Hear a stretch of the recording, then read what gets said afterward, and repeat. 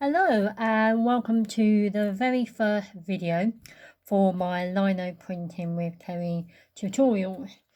So today I'm going to talk to you about what is Lino Printing and the different types of lino that you can buy. So what is lino? So the actual material lino was first invented around the 1800s by a Frederick Walton in the UK, and it was mainly used for, well, predominantly used for flooring. And then eventually it kind of began being used for an artistic purpose as a more affordable replacement for woodcut. And around the turn of the 20th century, mainly in Germany and the US, it was being used more and more as an artist material. And now I would say more people use lino than they do with wood. So lino printing is a form of relief printing. So you've got your lino, so that's the top surface, and what you cut away will not print, so you're just printing that top surface. So you can get lots of different types of lino. So the traditional lino, which is what which was first invented by Frederick Walton for floors, is made from cork, linseed oil, and some wood pulp, and it's compressed down onto this SN backing, and it's compressed under really heavy weight to perform big long rolls of lino, and then it's cut down to the size that you need. You find with traditional lino, if you're like me, you'll love the smell. You can really smell the linseed oil in there. You can get alternatives. So I've got two here. So you've got Japanese vinyl, which if any of you buy this stuff, you know it's blue on one side and there's a green side. And the inner layer, you can't quite see that, it's a really dark grey. And also you can get this slightly creamy stuff. And it's really smooth on one side, and there's a slightly rougher textured surface on that side. And there's lots of other different alternatives you can buy. You can, I've seen a pink version, a clear version, a really dark charcoaly grey version. But they're all essentially made from the same material, which is a type of plastic.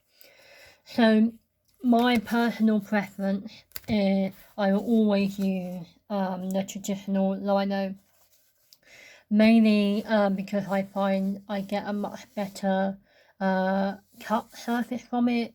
I find it prints nicer, and also I really like the smell of it. But also, with more recent years, this is a natural product. Eventually it will break down, because the linseed oil and the cork will eventually break down. Whereas the alternatives, they are a plastic, so they're not going to break down. So if you're concerned about the environment and trying to reduce your carbon footprint within your printmaking, then maybe avoiding these is a good start, and just try and learn to use the traditional lino. But I appreciate that some people find the alternative a lot easier to cut. I usually find though, mainly two things. However, the traditional lino is cold. So if you're finding your lino is cold and it's difficult to cut into, just warm it up, and that will warm up the linseed oil within the lino, and it will make it a lot easier to cut. So you can use an air dryer. If you've got access to a hot plate, just pop it on there. If it's small enough, just shove it down your top or sit on it. I always tell my classes to do that, and it works wonders because your body heat will warm that up really well. I've heard some people putting it in the microwave, but you have to be really careful that you don't melt it, and it will get really hot, so you've got a risk of scalding yourself. Another tip is to keep your tool sharp. That is even when you're using the alternative. Always keep your tool sharp. Don't worry if you don't know how to sharpen your tool. I will do a video all about sharpening your tools. But in the meantime, if you go to my YouTube channel, Kerry Day Art, I do have a sharpening video there if you want to find out about that now. So that's lino, and that's lino printing.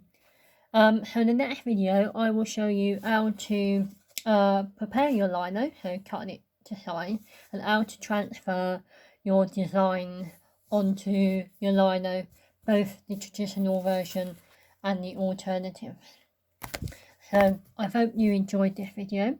If you've got any questions about it, please pop them in the comments below. And I look forward to releasing the next video. Bye!